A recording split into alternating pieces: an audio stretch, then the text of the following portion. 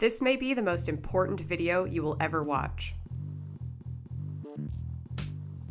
We hope not, because for that to come true, you would have to be involved in an active shooter incident.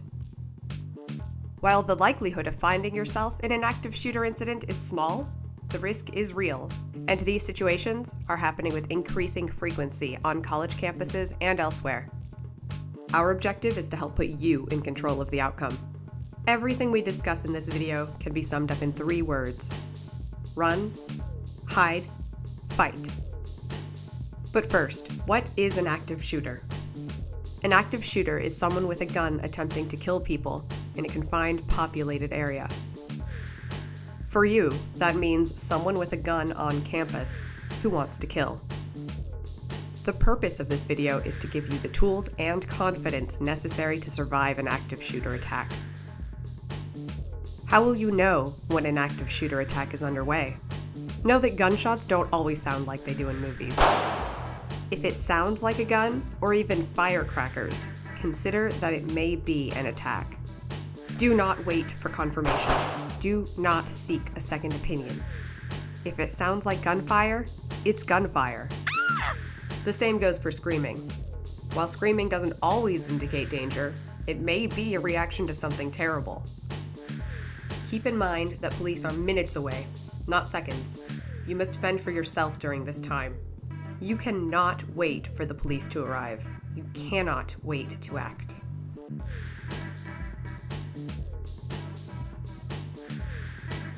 If you are inside a building, use any way out available, including emergency doors and windows. Keep closed signs don't matter now. All options are available to you. Always be aware of your surroundings. Identify your options and make a plan. By the time an attack begins, you should already know where to run. Look for exits now, so you won't have to during an attack. When the time comes to run, leave everything behind except your phone. Everything. Just thinking about what to bring is time wasted. The most valuable thing you have is you. Grab yourself and go. Get yourself to a safe place. If you are outside, run away from the attack sounds. Don't stop running until you are certain you are away from danger and in a safe area. When running, try to make yourself a more difficult target. It might be slower, but it could be safer. Don't turn around to see what's happening behind you. It is unlikely that the shooter is chasing you, but either way, slowing down to look for the shooter is not a smart strategy. Once you are out of immediate danger, dial 911. Tell the dispatcher there is an active shooter and your location. Do not assume someone else has already called 911. Yours could be the one call that saves lives. If you think it's too risky to leave your current location, hide. Active shooters seek easy targets, so don't be an easy target. It's that simple. An ideal hiding place would be a room with no windows and a locking door, but that option might not be available when the time comes. Turn off lights and shut the blinds. Make it look like the room is unoccupied. Even partial darkness helps. Choose cover over concealment whenever possible.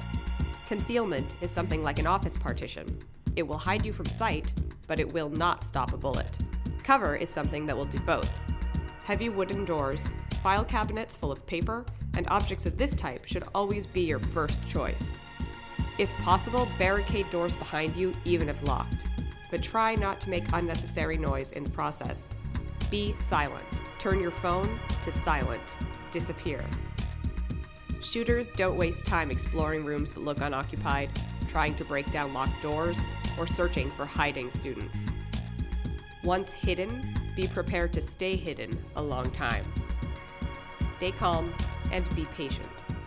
It may take a while, but the police will eventually find you and lead you away from danger. Again, the time to look for places to hide is not after the shooting has begun. It is now.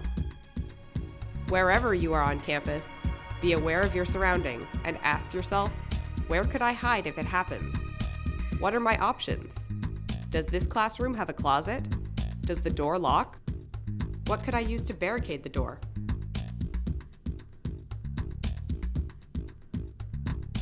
If no other option is available, defend yourself.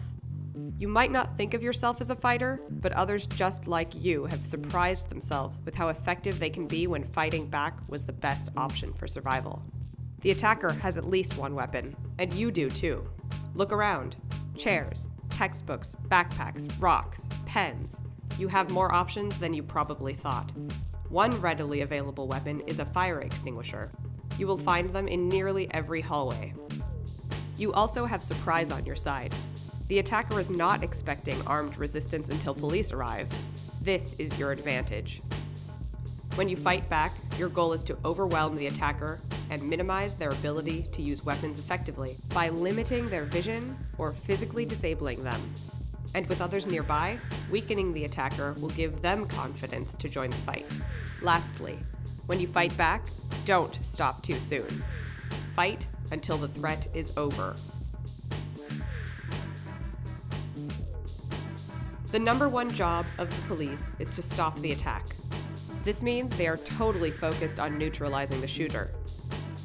Keep in mind that active shooters look like anyone else, even students like you. So when you exit a building, raise your hands to show the police that you aren't holding any weapons. You don't want to be mistaken for the attacker. Remember, just as you are afraid, the police are on edge too. They need to be ready to take immediate and decisive action. So your behavior is critical. Hands in the air. Avoid sudden movements. Obey police direction.